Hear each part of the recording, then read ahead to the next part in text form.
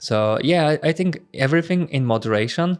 I always say it's better to do what you love, even if it's excessive gaming, than to go to the pub for 5 beers every evening, you know? Yeah. So I think we always prioritize, and you know, like people with obsessive behavior, doesn't matter what they touch, they're gonna turn it into obsession.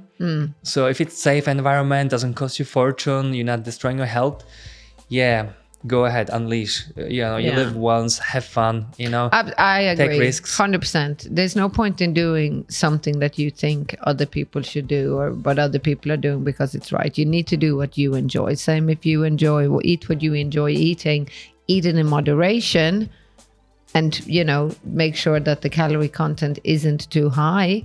But then in the end of the day, if you're going to think you're going to maintain that as a lifestyle, you need to enjoy it. We only live once. Yeah.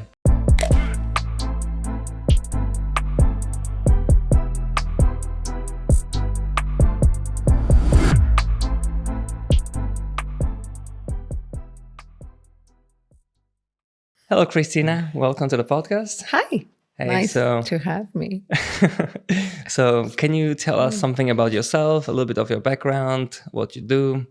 Yes, I can. So I'm Kristina. I'm the owner of the Pilates barn, and I am 41 years old. I have 2 children, 2 teenage boys, quite busy there. Small studio I run here in Enniskerry, and did I say I was from Sweden? I can't remember. I'm not from sure Sweden. if you say that. Not really of any relevance, but yeah, just a small little insight. Yeah, of course it has relevance that you're from Sweden. So you can tell us something about Swedish traditions and This is true. You know, what's different there. So, you know. So you are Pilates teacher, you are personal trainer. Yeah. And so why Pilates? Why Pilates? Well, I'm one of those kids that grew up, favorite thing in school was PE, always loved sports. I'm kind of going to start with that. I've always loved every physical activity and up for learning new things.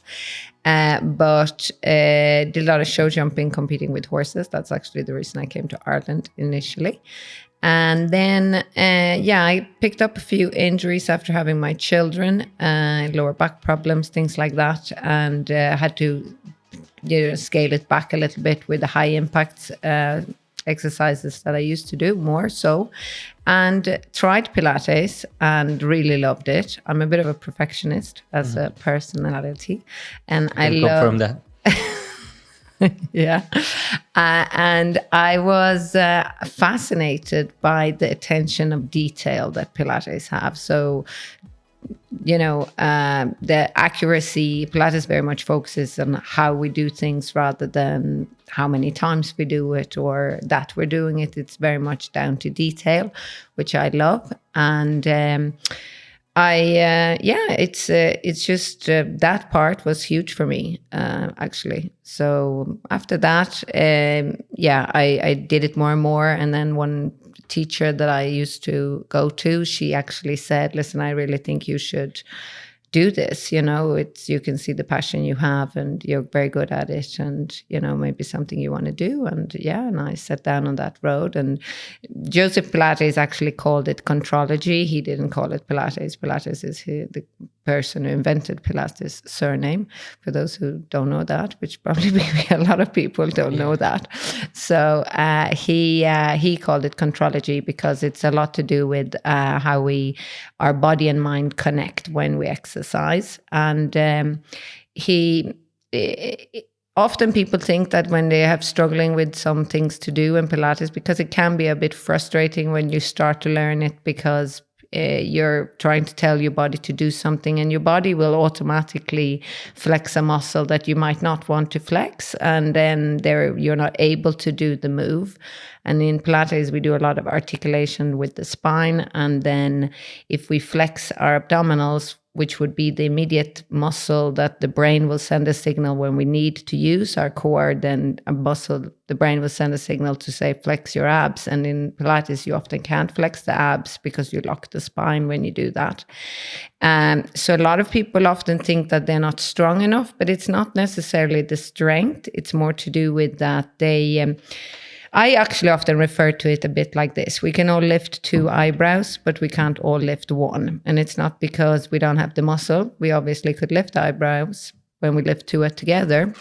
But it's when we send a signal that we need to relax a muscle and then engage a muscle that's lying so close to each other. And that's that communication with the brain to be able to relax a muscle, to really focus in on another one. That's the part that becomes a challenge. To say that simply, so what does it mean?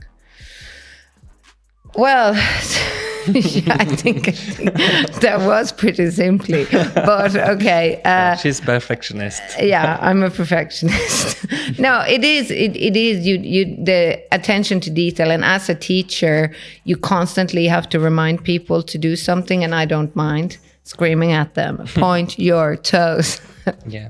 No, it is very much the mind controlling the body and focusing in on that detail. Pilates is. So basically that is conscious exercise, Yeah. conscious movements, and that's what I actually personally recommend as well to my clients when I teach them how to do proper hover and plank, how to align the pelvic floor, and which muscles are actually the ones that gives you the most support. And I think superficially a lot of trainers don't really teach that because they don't really understand it. Yeah. So when you start to learn biomechanics and know how it all operates, then you can really explain it simply. It's more complex. And it's also, I think it's important not to overthink it. We can only really think about one thing at a time. So, if you are focusing on connecting your breathing in Pilates, there is 6 principles and you're trying to incorporate them in each move. The breathing is very important because when we're doing the moves, it's very important that we're keeping the spine in a neutral position, not to put any extra pressure on the spine.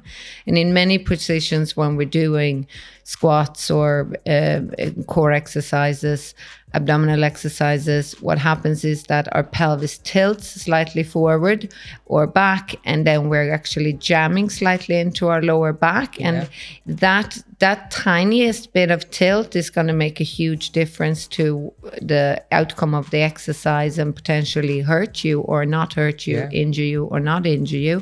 And that comes down to that we don't realize that, or that we're not aware that this happens, more so than that we're trying to ignore it. But it's also the body is trying to compensate, and often if it's due to balance or in a squat, it's many people tilt pelvis because of sheer balance. They can go deeper if they actually arch their backs slightly, but that potentially is going to cause a problem in their lower back later on if they continue to do that. So it's really to understand the mechanics of the movements and the body.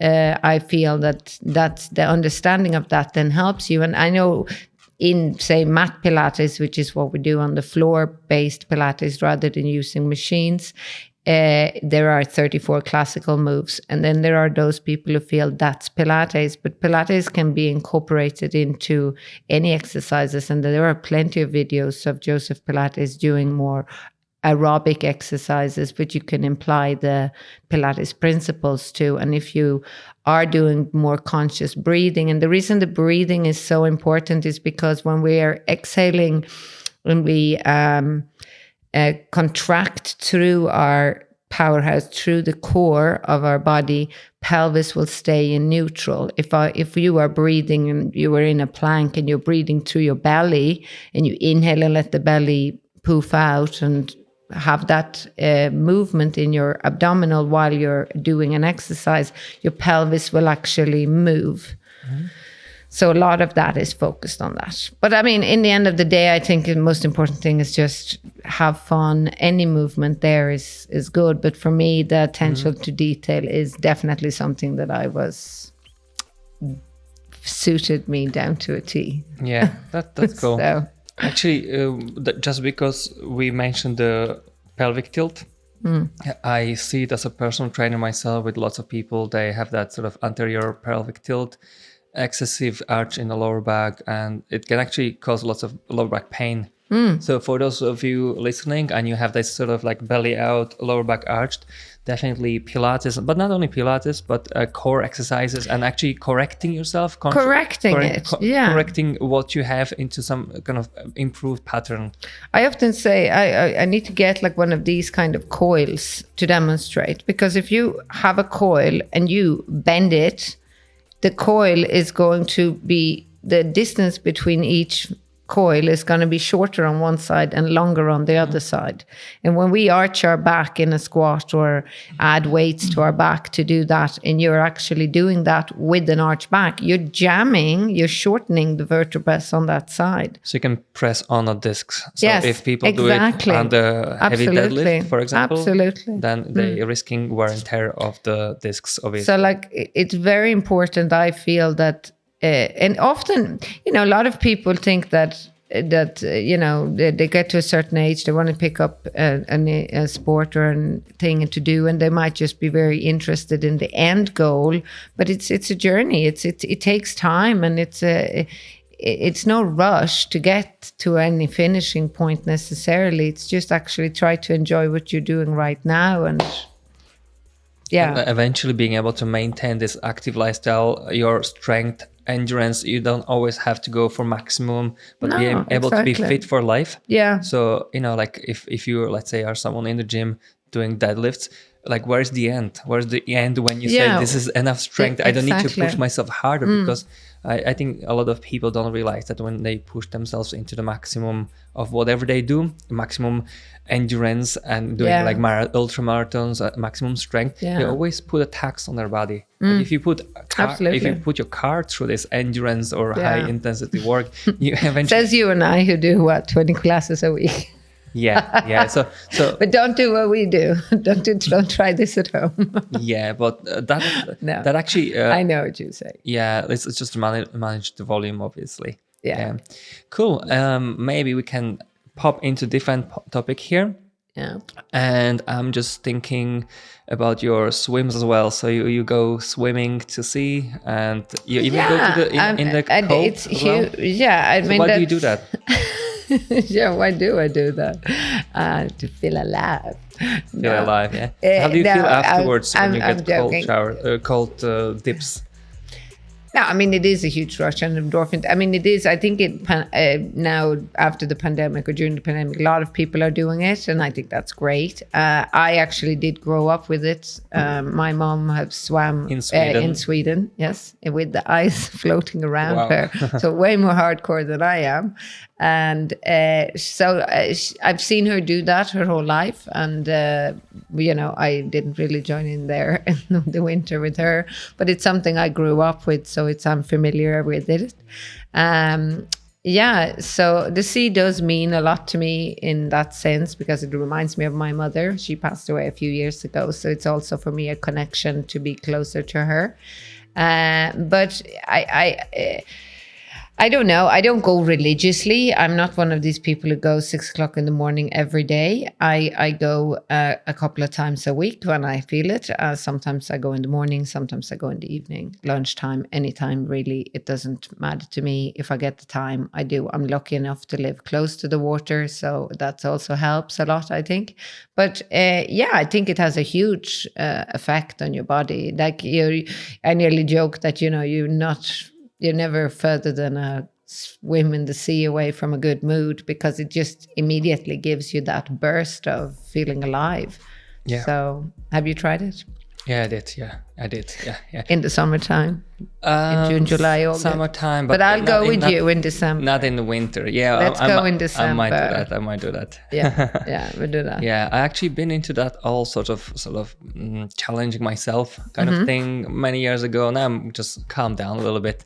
So I don't feel as much drive to do these crazy things that makes me uncomfortable. But who knows, maybe I'll push myself a little bit just to test it, But I do take cold showers for years now, and I actually have noticed one thing was that I don't get seasonal flus anymore, colds, and I just feel like my immune system is a little bit stronger. I also do saunas, and usually follow it by cold shower. Yeah, I mean, I do think it's great help for our bodies in terms of if you exercise a lot, obviously you bring a lot of the cold water is a type of treatment for sore muscles and help. Lowers inflammation. Yeah. But would I say that's why I go? No. So why do you go then? I just like the feeling. I'm not, So, and I really don't, push any beliefs on anybody. I think if you like it, go. Yeah. Some people go for the social aspect of it, just meeting people, coming out, making new friends, or, just getting out of their usual routine. In my case, I often go on my own, and it's just for me, get a little clear space, I guess. Mm-hmm. So what would be the sort of routine afterwards? You go out of the water feeling freezing. So would you have like warm tea, blanket, wrap yourself up, heat up dry robes? No. Heat up the car or whatever. What do you do when it's real cold and you shivering? When it's really cold in the winter, I do get quite cold. I have usually 2 hot water bottles in the car.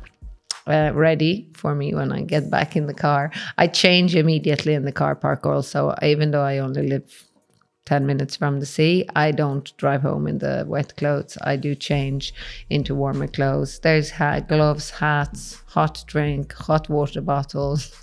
Okay. Then when you come home, you see how you've burnt your skin with the hot water bottle. You go, oh my God, I think I got a little burnt there. Okay. No, it's okay. And then you come home and you have a hot shower. And if you have the time, you might have a hot bath. Yeah. Once I was swimming in Killarney Lake.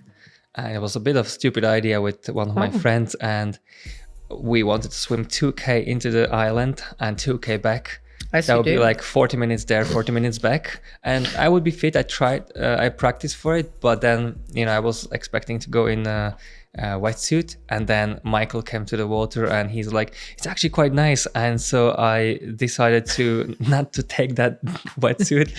And we swam first 1K. And I'm like, Michael, I don't feel my toes anymore. And then, okay, me too. It's like, you know what? Maybe we shouldn't go another K there. Yeah. So we swam. I sprint back, literally. Yeah. I was sprinting back.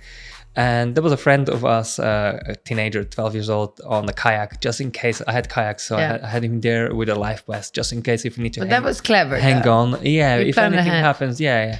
And so I came onto the shore and I was shivering. I was like so cold.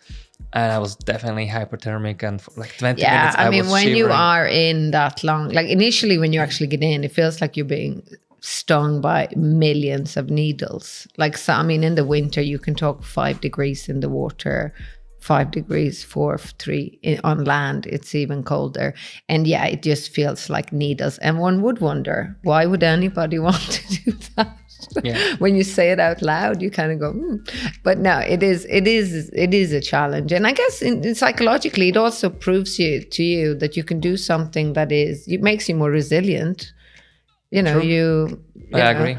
You get a little more chilled. If somebody skips the queue and Tesco in front of you, you'd be like, sure, anybody else, go ahead. Yeah. I've been in ice cold water. I'm grand. Yeah. But I think the same applies to something like resistance training, gym training, cardio training, where you train yourself and your mind and body, you condition yourself and giving extra effort. Don't give in, don't give up too soon. And I think that sort of challenges that we do from exercise point of view, let's say strict nutrition, for example, point of view, challenging yourself with cold or hot, like sauna, then you sort of create a mindset of, I can do this. Absolutely. I can do this. Resilience is definitely and part of it. Helps in business, helps in management positions, helps in all sorts of businesses. But I just feel any kind of backset or thing that happens in your life, you are a little more able to deal with it. It's going to be okay. Might not be okay today, but it's still going to be okay in the end.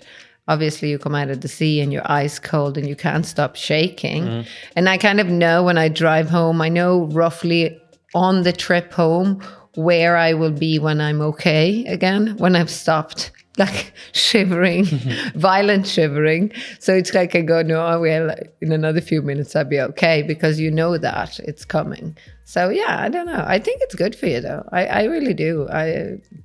Scientifically, have I studied it or read about it? Not really. I think there's enough evidence to say that it's good for immune system. Oh, The absolutely. heat stress and cold stress and exercise and sleep and Absolutely. nutrition is like all to be healthy, basically. Yeah.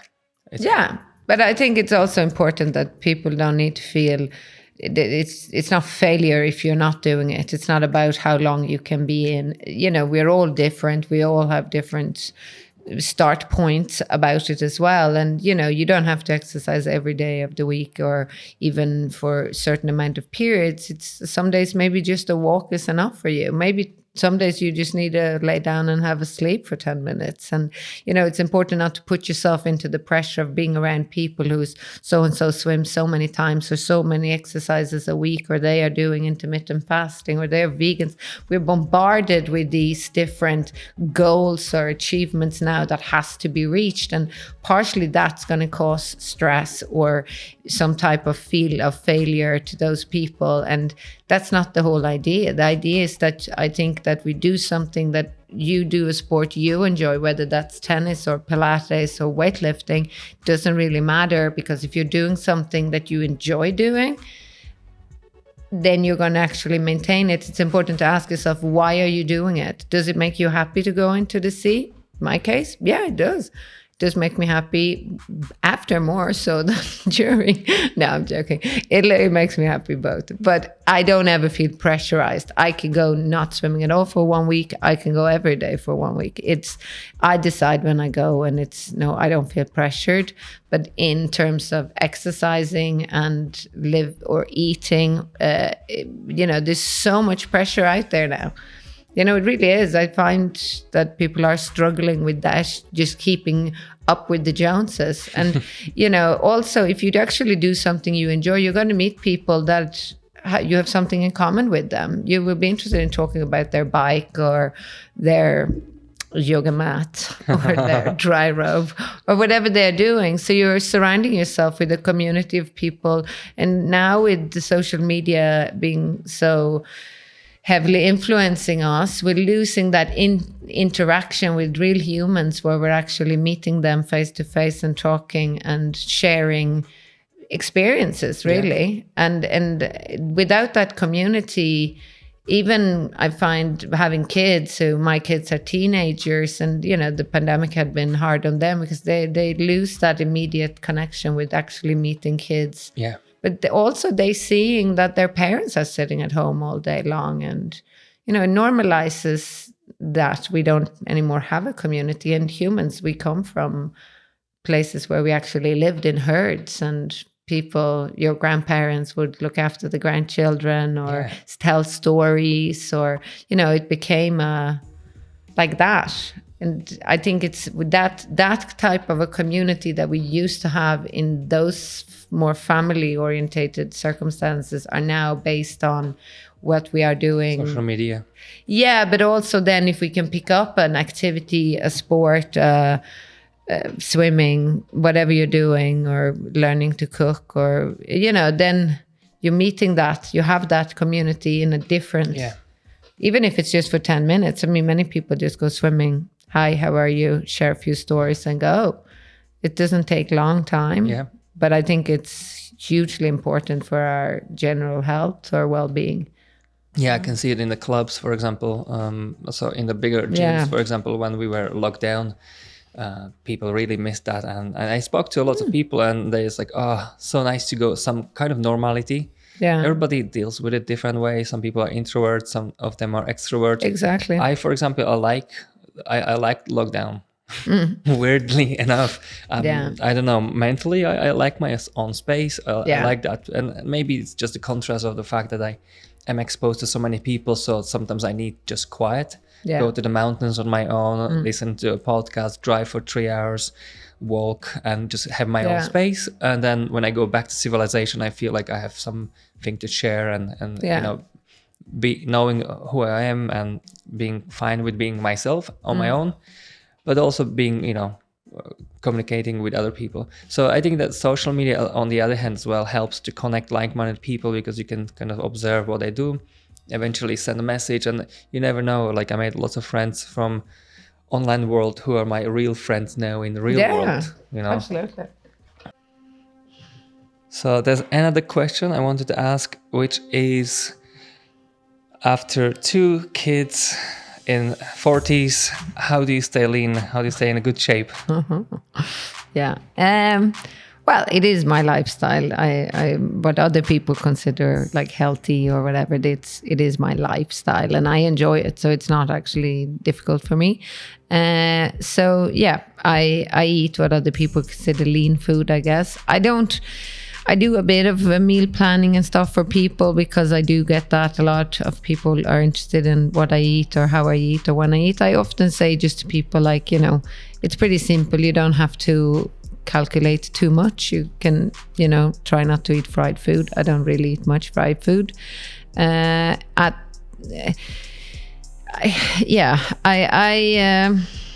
It's a bit of a tricky question, I find, because I also feel that what works for me is not necessarily going to work for you, because I'm a believer that you need to eat what you think is good or what you like eating, or it's not going to be sustainable. So in terms of what I eat, I do intermittent fasting a little bit. So I don't really eat before 12 o'clock in the lunchtime, really. And then I drink, obviously, water or coffee before that, especially if I teach 3 classes before 12 o'clock. It's going to be quite chesting on my body. But you wouldn't want to be teaching classes full stomach either. No, but it's full. Depends, I think, what you're eating. So if I'm teaching... light, maybe. No, I mean, I think you can eat. There's plenty of food you can eat that's not going to make it difficult for you to exercise, I find. Obviously, you can eat porridge, you can eat sushi, all of those kind of rice-based things. Easy to digest. Easy, and it gives you enough energy to maintain without feeling bloated. I often say to people, a good thing to do is to do food intolerance test, just to make sure that, there's no point in going against the odds. I'm actually intolerant to dairy and eggs, so I don't cut it out completely, but I definitely don't eat, just say a yogurt for breakfast, and that wouldn't really work for me. But so I often do say that to people. But in terms of what I do, is that I don't really eat before 12, and then at 12 I would have maybe a homemade smoothie with some ginger, pineapple, some oats, blueberries, like that. Then a couple of hours later I'll have a lunch, which could be anything from pumpkin nickel bread with are you scrunching your nose, like, what's that? With tuna or ham and cheese or anything like that. I'm not vegan, but because I don't eat egg and dairy, a lot of people think I am, but I'm not. I don't eat that much meat, but I do eat meat. And then again, I teach in the evening. So ideally, if I wasn't teaching like this evening, I would eat up till about 8 o'clock. Now, if there is a social event I'm going to, or meeting friends and things like that, and we're going to have dinner, I'm not going to go, oh no, sorry, it's after 8 o'clock, no more food for me. I obviously, tailor it for my own liking a little bit, but I stick to it pretty much all the time. So we're talking, 90% of the time I kind of just eat between 12 and 8 in the evening. And it works for me. But saying that, I don't think it's necessary. I think that I'm not going to say it's common sense, because it's not necessarily common sense to everybody. What you and I think are obvious, because we do this for a living, and that would just make it sound like it's like a mechanic would say to me, it's common sense. And then I would be like, to who? It doesn't make sense to me. I'm not a mechanic. So, that's all relevant, and it isn't. But yeah, you have to get rid of what you put into your body in terms of energy. And in the end, I think the easiest thing to do is also try to eat as little things that would give you a high as late as possible. So if you start breakfast and you are going to eat sugary muffin or croissant or cereal that has a really high content of sugar and give you a big high, it means that anything that goes up is going to come down, and you know, you're going to drop, and you're going to feel shitty, and you want to get back up to that extreme high that you were. But if you kind of wake up and you have something that's not going to give you that spike, you're not so likely to chase the spike then the rest of the day. Now I, you know, eat plenty of chocolate, and we have chocolates here and candy and sweets and all that.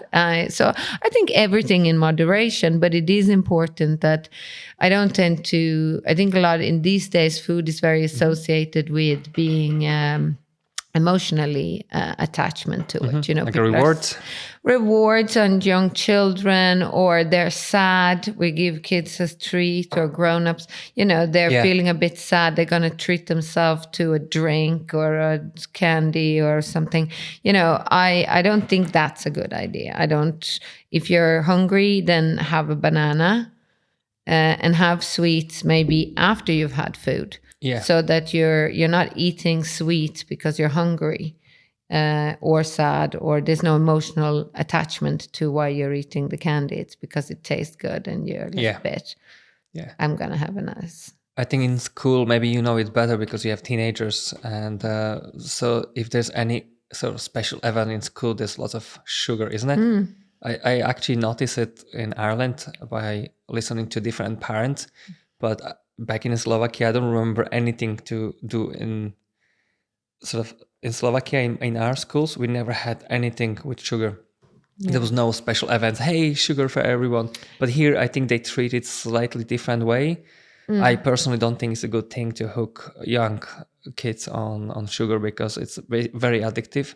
And also, I mean, we know with, you know, excess sugar, you're changing the pH of your digestive flora, which influence your gut flora, which influences your digestion, your immune system, your mood, and so on. So I don't think a lot of parents really understand what disadvantage their kids will have with that sort of worse than optimal gut flora. And then when you combine that gut flora with very frequent taking of antibiotics, and then you know, then they basically do a lot of damage, I believe. Absolutely. And I think that it's hard now for people, because everything has sugar in it. And then it's very falsely advertised. Then you have the fact that it says no added sugar. Then people think, oh, this is the healthy option. But then rather than now the sugar, they have a lot of other sweeteners that are even more harmful for the body. Then we're not able to absorb it as well. It is cheaper for the manufacturers to make that than nearly adding of the sugar. And, you know, it's a vicious circle, because you nearly have to have a university degree to go and do your shopping in the end, because people don't know where it is, and it's tricky. So I kind of try to keep it like as basic as possible.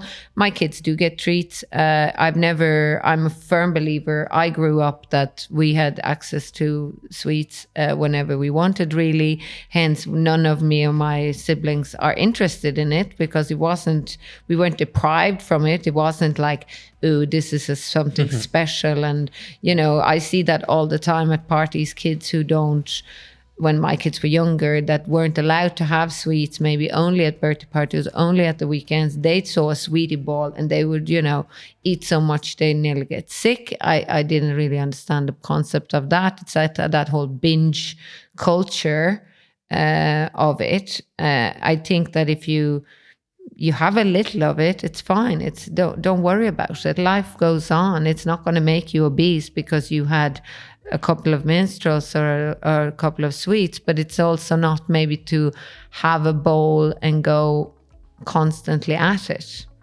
You know, it's to make a conscious decision and just, I'm going to have a few. Yeah, I usually had quite a addictive personality, and when we had as kids, we had sugar. And so my parents also had that sort of like a little cabinet where there was always some kind of waffles or whatever, these kind of like waffle and filling and waffle and filling, these kind of like chocolate. I don't know how they're called here in Ireland. What are they called there? It's crunchy. Yeah. You know, they're like pure sugar. I think it's like waffly thingy. Yeah. Anyway. But what are they called in your country? Because I think I had them because... I can't even remember, to be honest. Oh God, it's so, the name just... We used to call them like keksy. It makes no sense. Well, it does, because We used to they have are a brand cakes. called Horalka. Okay. Yeah. But anyway, I remember when we didn't have it, I would actually attack the sugar cubes. Okay. Yeah, and I still have it. If I start eating ice cream, I can't finish it. So for me personally, if sweet is introduced, I switch into some kind of addiction mode. So I prefer not to have it around, so it doesn't Okay. tempt me. But it actually shows when I'm tired, I'm more inclined to binge on that. And if I'm well rested and when I'm eating balanced way and I'm not overwhelmed with anything, I don't really have any need for that. But it's usually those times when I'm kind of low in energy, I feel like suddenly some voice in my head said, it will lift you up, and then you just have that sweet taste and you go back to your old Yeah. addictions, Yeah. That's why, so some people can handle this and some people will be like vulnerable to be victims. But that's of their why I own. think like a little bit of a routine is, that's why it works for us humans to have a routine. Because if you wake up and you say like, oh, at this time I'm going to have a smoothie or a coffee, and then I'm going to have a miniature Kit Kat after my lunch, then that was your treat. But if you kind of go, no, I'm going to be good, I'm going to be good, I'm going to be good. And then you come 6, 8 o'clock in the evening and you're like, oh my God, I just want, and you open a box of things and, people shove that into their mouth. Like that's then, oh yeah, but you were so good all day. So here's your treat, Yeah. and it's like, doesn't really work well. That's not going to get, and then they feel guilty. And then they feel like they let themselves down, or, and then psychologically they become unhappy from what just happened, instead of actually going, you know what, I'm going to have my lunch, and after lunch I'm going to have a little treat, and then that's it. Well, when you're full and you have proper meal, then even if you start having something sweet, it's not gonna happen that you're gonna eat too much of it. Exactly, because you're full. Exactly. Yeah. So that's why I always say to the kids, it'll be like, have a little chucky after lunch or dinner or whatever, and they'd be like, no, I'm not really feeling for it. But it's now or never, because you're not gonna have it, when you are tired or annoyed or hungry. Then that's bad. But I mean, like the everything is now a little bit wrapped in that kind of nature valley. The VIT drink, like, oh, it's vitamins filled with everything under the sun. Exactly. Marketing. So it looks to people like, no, this is good for you. I'm having a nature well, I'm not going to say bad. Let's cut this out. We're going to cut that out. No, but I'm just thinking people need to be careful what they put in. And I personally think go for an actual real fruit that is not cut up already in a plastic container. Buy an apple, eat the apple or the actual banana. And then maybe a couple of handful of nuts. Nuts really stabilizes you, so the blood sugar level is not going to spike. You're also not going to feel any cravings after it.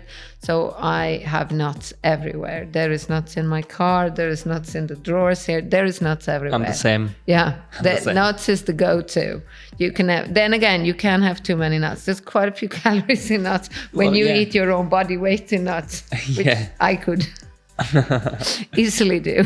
Yeah. I mean, it's a great way to get fats and proteins. And if you're on the go, you're a busy person, and if you have, let's say, a banana or two in your backpack with mix of nuts, it's better than running to petrol station to get a sandwich sometimes. Exactly. or getting some chocolate or 100%. whatever. It's just natural. And then when people say, oh no, but just gonna go to McDonald's and get a little burger, it's like €2. I can get you €2 worth of nuts and bananas, and and they'll be the same and healthy. Like for those who listen, nuts usually portion is like one handful. What you can hold in one hand, that's kind of what you need, really. Like, you're talking like 10 cashew nuts. Exactly. You're not talking whole bag. Whole bag, no. And I would eat the whole bag. I'm the same too sometimes, but you have to realize sometimes the whole bag of cashew nuts with cranberries from Lidl is over 1,000 calories. In it. Absolutely. Over 1,000. I know, it's mental. So let's say for certain, goals like weight loss, for a lady, of whatever 55, 60 kilos, they're 1,200 calories per day for a cutting phase for weight loss, and you just get at one bag 1,000 calories. Yeah. You have to look at the bigger picture. Yeah. No, I mean, absolutely. It does come down to that. But I think when you're doing what we do, we have a good idea of what's going to give us the energy, keep the blood sugar. Like that's for us. I would do that if I didn't have time to eat at all. Then it is going to be an orange, a banana, and a handful of nuts and a coffee on that. And I'm good to the next meal. That's lunch then. That's it. And that would work. So but like you say, it's the knowing that that bag is actually a whole daily calorie. Almost. Yeah. So it is to a little bit inform yourself what works for you. But I think that, if you also, I think a lot of people drink too little water and every cell in your body fueled by water. Yeah.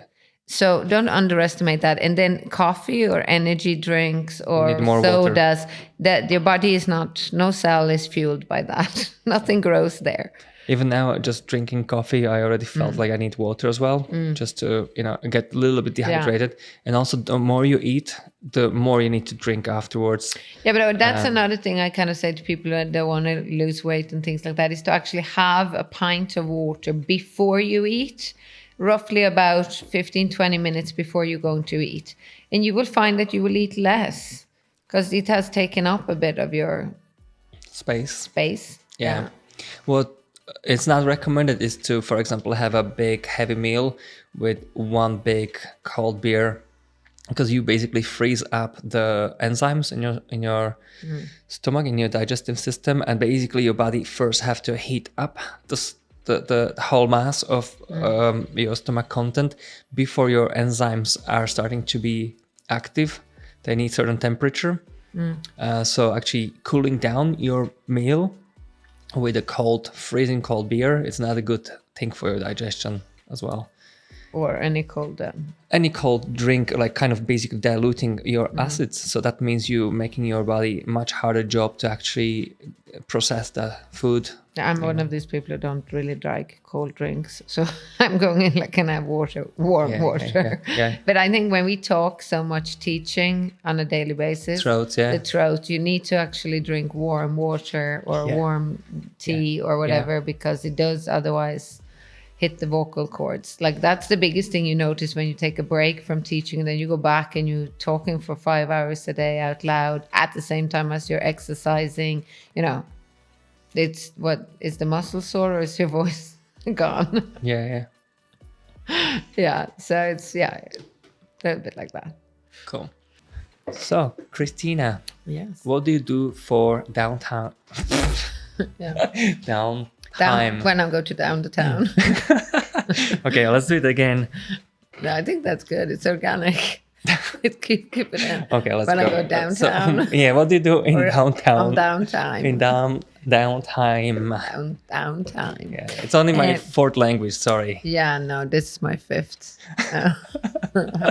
Tell me, what are your languages? What are you fluent in, Oto? Slovak, Czech. I learned Polish. I learned German for 10 years, and I'm learning also Russian. And you're learning English. I learned English as well. I'm still learning English, yeah. and I do know bits and pieces from Italian, a little bit of Spanish. Okay, I feel on a personal note, I feel the first couple of languages you mentioned, that's more dialect, right?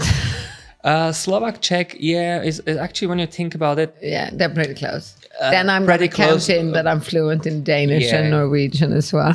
No, Czech. I think young Czech people don't understand Slovaks as good as we used to when we were in Czechoslovakia, and all the like TV series or whatever movies would have both actors from different languages. Okay. And we just kind of picked it up. But German is definitely different. And Polish, I had no understanding of Polish whatsoever when I started. So you might be actually deceived thinking they're so similar, even though they are from Slavic roots.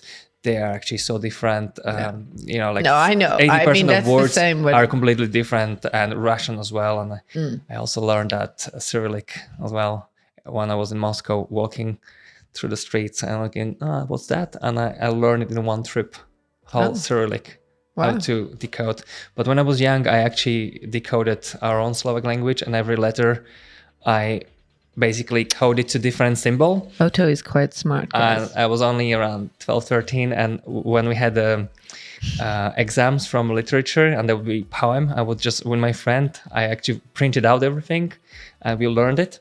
So from your head, you just go and decode it. So we wrote it on a bench, and it was like complete cheating. But teacher was walking by, she had no idea what it was. It looked like some kind of Egyptian, Wow. Seriously, and it worked. You were smart. Yeah, well, I was just bored, so that was all. I don't know. So now you tell us, what do you do? What do I speak? What languages? Downtime. Downtime. Okay. Yeah.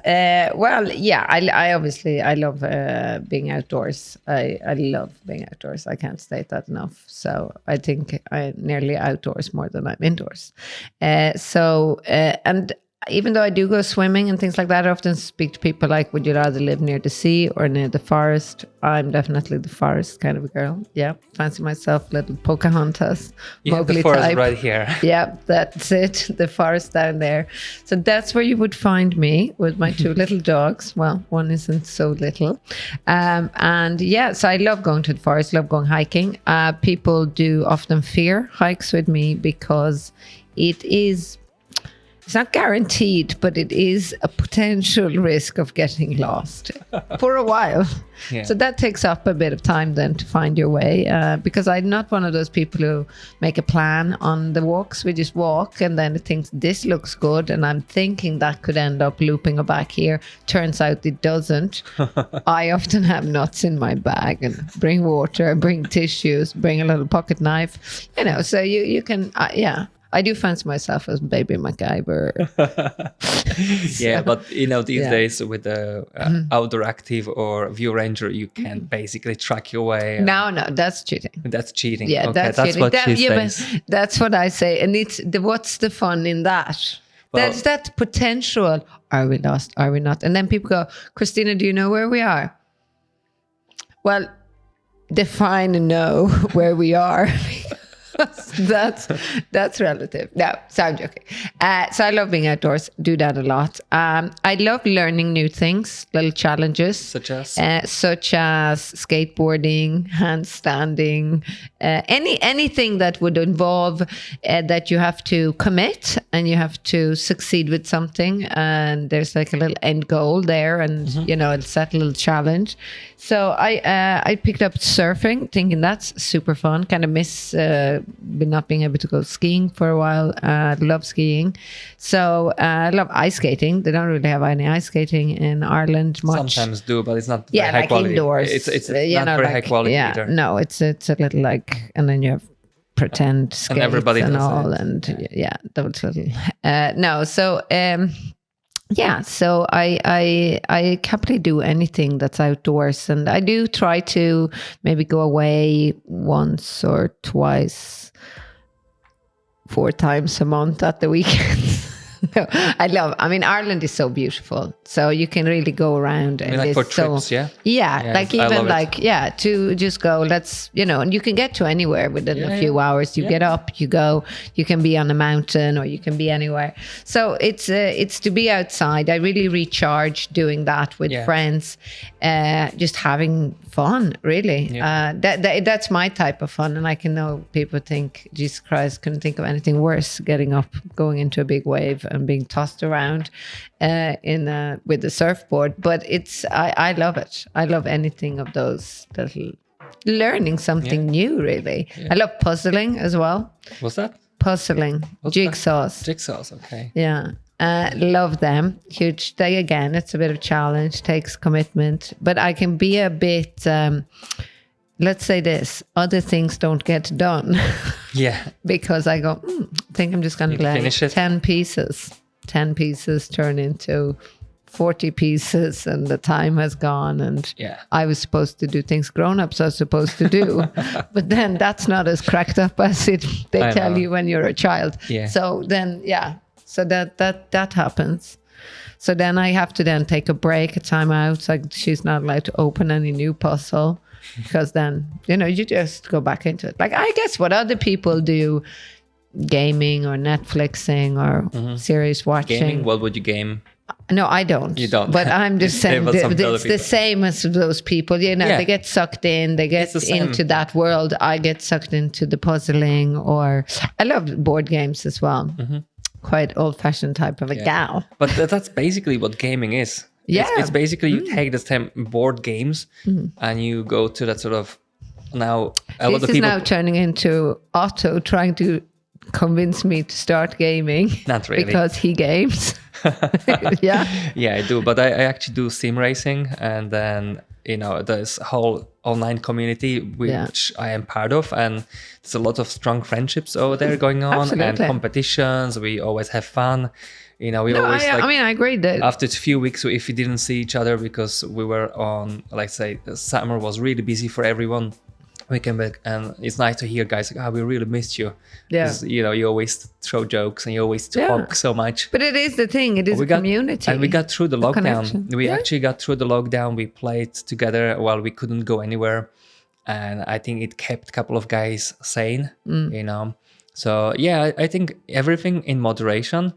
I always say it's better to do what you love, even if it's excessive gaming, than to go to the pub for 5 beers every evening, Yeah. So I think we always prioritize, and like people with obsessive behavior, doesn't matter what they touch, they're gonna turn it into obsession. So if it's safe environment, doesn't cost you fortune, you're not destroying your health, go ahead, unleash. You live once, have fun. I agree. Take risks. 100%. There's no point in doing something that you think other people should do or what other people are doing because it's right. You need to do what you enjoy. Same if you eat what you enjoy eating, eat it in moderation, and make sure that the calorie content isn't too high. But then in the end of the day, if you're going to think you're going to maintain that as a lifestyle, you need to enjoy it. We only live once. Yeah. So what would be your tip for the people who just feel down and can't get themselves into exercise and eating better and having some more fun in life? What would you recommend them? Yeah, it's a good question. I think it's very important to make a connection with another human being. That's, I think, would be the number one thing to do, because any journey on your own is going to be lonely and much, much harder. So I think that if you can find a person, reach out to a person and tell them that, maybe not even, not necessarily saying that, you need to reach here, but this is something you would like to achieve. You would like to maybe lose a few kilos or eat a bit more healthy or have a better sleep, or wherever you need the improvement where you feel like you're lacking, and see, can you get that person to go for a walk with you or help you? Because if you're doing it with another person, it also gives you that little bit of accountability. When we do things on our own, we tend to kind of maybe come up with reasons that we don't need to do it or we can get away from it.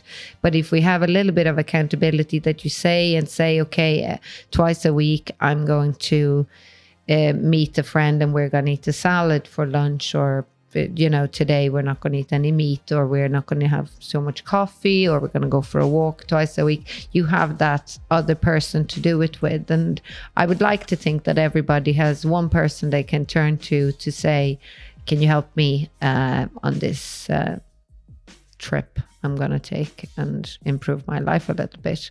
And then it is a vicious circle. So, when you're starting on that road, it's initially might feel a bit hard, but then you might see the benefits of how you're feeling and that you're actually happier and you want more of that, and maybe then you're going to increase that. But I'm not an advocate that people need to go out and exercise, like you're saying 100 times a week. If you enjoy doing your gaming and that's what makes you happy, then that's better than being in the pub or drinking all day long. But even there you have your interactions. So I think it's important to have another person, to turn to another person, a friend or somebody, and just say, I think everybody will have understanding if you say, reach out to somebody. You might not even know them that well, and just say, would you like to meet and go for a walk every week, or go and you can start something brand new that you have never done, and somebody else has never done, because there's certain fun in that, making a fool of yourself, saying, let's start salsa dancing. You know, if I said, you know, every Tuesday, let's learn salsa dancing, Otto, you'd be like, okay, give it a go. Why not? Yeah. Or you just say, I'm already a professional at that. Yeah. Well, we have lots of possibilities these days, and I think it's just we have so much options that, you know, people can definitely expand their horizons by trying something new. I think it's a good idea, and also you always have to think how one skill helps you kind of develop a platform to sort of like go kind of like exponentially. Yeah. So like one skill plus the other skill, you can have like these other 4 skills at a higher level. Then you have these mastered 4 skills, and you can have like 12 more skills on top of it. So it's like a reverse pyramid. You're starting at that sort of like few amounts of skills, coming up into that sort of like big platform of what it like leads to. Yeah, but that's the thing. It leads to conversations, because if you're sitting at home and you're watching that, you know, what are you doing? There's nothing there happening. But I could say, oh yeah, I was going to learn to skateboard and I flew into the fire pit, and, you know, there's a story there. There's something, but it's also, I think it's something that is very hard to replicate, is this sense of achievement when you achieve to do something you worked to do. So whether that is to do a couple of squats or stand up on a wave with the surfboard, I mean, you can try for 2 hours to stand up and get the perfect wave in, but that one time is gonna make you go back there all the other times and try again and try again. And that's the you know, the drive. But that sense of achievement, learning to headstand or handstand, anything like that, and it's very achievable if you want to do it. It's not, I know people might think, you know, easy for you and me to sit here and say, because we're in this industry where we are using our bodies the whole time. But you're also picking up a language or doing something that's out of our comfort zone, and we're still learning that. I did do a little gaming at lockdown. I did Mario Kart badly. Exciting. Yes. It was for me. I wasn't great. Sometimes my kids had to take the remote to help me. I could drive in the wrong direction. But you know what? I had fun. They had fun at me. Yeah. Like I have so many other times of the day at them. So it's no, it's, you know, and it is. It's definitely the sense of achievement, I think, is hugely important for the human. Yeah. You know, whatever it is, exactly. Even mastering that class, you know, like if you go to body pump, for example, and you start as complete beginner, you'd be amazed. Okay, let's say about your class, your Pilates class. Imagine you have a complete newbie, somebody who is really, really just depressed after the lockdown, a bit overweight. A lot of people got overweight. And then you can see them, how they grow and shine. Absolutely. And you see, like, say, that person now, you know, their sense of confidence and well-being is increased. You know, like for me, that's satisfaction. If I can help someone who was going through depression and hard times. And that's... I actually think that's the most important thing, to actually have that, seeing that, and them feeling that. But also, that's often one of my first things I ask new people. What is it you want to achieve? Like, why do you want to do Pilates? Or why do you, whatever they wanted to do? Because I think if people know why they're coming or why they're doing something, they're more likely to continue doing it. It's like, do you eat healthy because it's good to eat healthy? Or do you eat healthy because you feel that the current diet you're on is making you tired or not sleep well at night or whatever, so you want to try something else?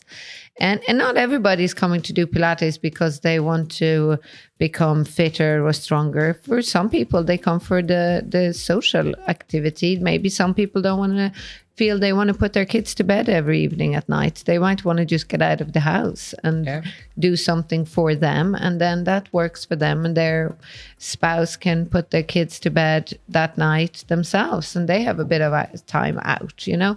So it's so different, so individual why you're doing something. And in the end, that's what matters to them. So it's not, I'm not here to tell you what to do in terms of, from my angle, why I'm doing it. It's irrelevant.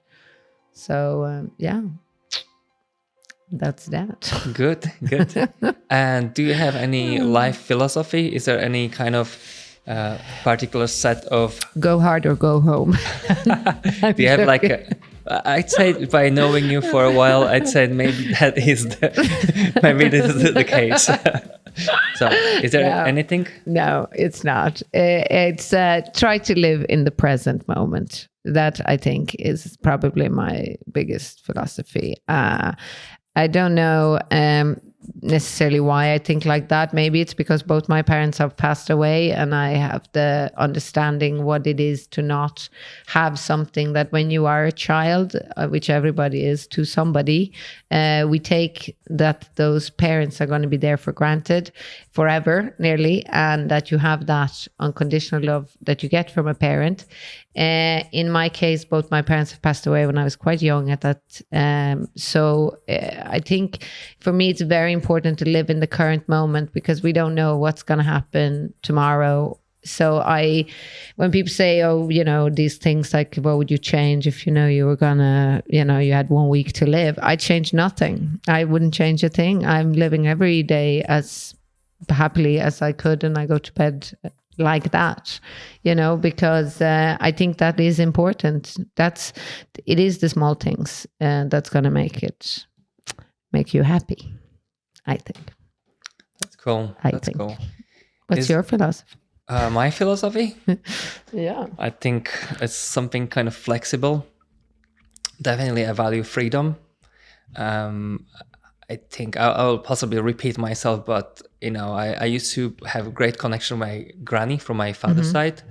I kind of grew up there, and chatting with granny, and we're talking about Second World War, and she when she was 17, the war was like, Slovakia was in between Russian front and German front, so there was like a middle ground. And so she said that we had no parties, no discos, we were working hard, occasionally finding dead bodies on the fields. And so their perspective was completely different. Then when they thought everything is fine, then communists came with the tanks, Soviets came with the tanks in 60s. And so that's what my parents remember too. And freedom of speech and all that stuff was literally like for 30 years on the Soviet Union. What other people take for granted, it was certainly not. Freedom of speech. That's why I love doing podcasts and say, and share what we think, because we can. That was only when I was born. I still lived through 7 years of that crappy system, and I didn't really absorb it. But then as I was going through teenage and adult life, I realized what we couldn't have or say it, they would just take you. So I really value freedom of speech. I really want to make impact as well. So, leave something behind me. So, when I die, so people might remember me. I remember Oto, he left all that stuff there. So that's why working on yourself. And I think, not to be like so egocentric and think, admit that you were wrong, learn from your mistakes, learn from other people's mistakes. If you realize you believed something, but it's you learn that was wrong, admit the fact, don't defend it. That's why I don't like religion. I'm really anti-religion. I just personally, I don't want to be told what to feel and believe about things. I want to make my own opinion. I don't want to be institutionalized and say, look, this book, which was written thousands of years ago, says this, therefore you should do that.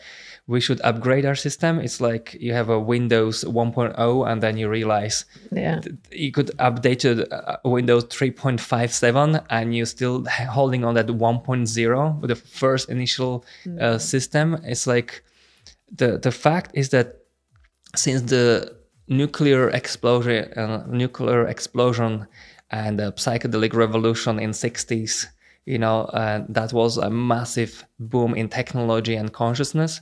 Whatever the external factor to that was, but we definitely are not living the same world. So I think the old beliefs are just kind of dragging us down. That's why I like reading and watching people who just help me to expand my horizon, because you can really get into that kind of bubble where you're very limited with your beliefs, which were developed early, and being like programming. So now, for example, the big thing is this information and a lot of you have 10 different experts and they're all valid in their own way, and they all pick parts of the big truth, and then they pointed out like how that is more special, their truth is more special than somebody else. I think these days, I think a lot of people have to realize everybody has agenda, a lot of people can be wrong and partial truths. And so even what we read and watch on YouTube, what people share on social media, don't believe everything. Make your own opinion, and if don't claim you're an expert after you read few short paragraphs about something. Don't just assume. And I used to be naive as well, and believed few things which I just wanted to believe because it suited my whatever system of beliefs. Yeah, but that's the thing. I think some people need that. They need something to hold on to, or to guide them, or to just feel that there is something there. And especially maybe if you've believed it for a long time, it's hard for you to say, actually, that wasn't right, and that would, it means that everything was based on the thoughts that wasn't really true. And then, so I think it's harder to admit that than one gives it credit for. But yeah, I mean, it's, as you say, oops. Sound instrument. Yeah, exactly. Just testing. Yeah, well, like now, like thanks to social media, you have these revolutions happening. Like, what was this? What they were called? Spring Revolution in Egypt and all that sort of like area, and it was all run by social media. And then you have like this huge polarization. Especially USA can experience it during the lockdown when people are just looting and all that stuff. It's just like you have this camp A, camp B, and it's just this ideologies, like people have been manipulated for hundreds and thousands of years into certain agendas, and then people against people. That's why I'm not, I try to be as skeptical and not to be defending one camp. So that's why, like if you mind your own business and trying to do what makes you happy, you will be less likely to be pulled into these kind of mental wars and battles, and just basically you live your life. And despite of the fact that all the information is out there and you can focus on especially news, and you basically start absorbing certain news, and you will start shaping your vision of what world is about. But it's actually very partial, and it's not what's really happening in most of the cases, because nobody ever hears good news. If you tune into the news, you pretty much get all the bad news. Yeah. Well, I guess that sells. Yeah. That's what people want to buy. 26 minutes. What did we finish on? Do more Pilates. No, I'm joking. Maybe say goodbye, or where they can find you. Yeah, I mean, yeah. So, Kristina, where do our listeners find you? Or do you do your classes? Where you base your social media? Yes. The Pilates barn, and I'm based in Enniskerry, and I'm the Pilates barn on everything. Yeah. So, it's was very nice being here, having this little chat with you. Thank you. Okay. Thank you. And talk to you soon. Have a good day. Thank you. Bye. Thanks. I feel like stay sexy and don't get murdered. I will leave it there. No, we'll leave it there. That's from my favorite podcast. They always finish like that. Okay. So there we go. That's See you guys. Bye. Cut that out.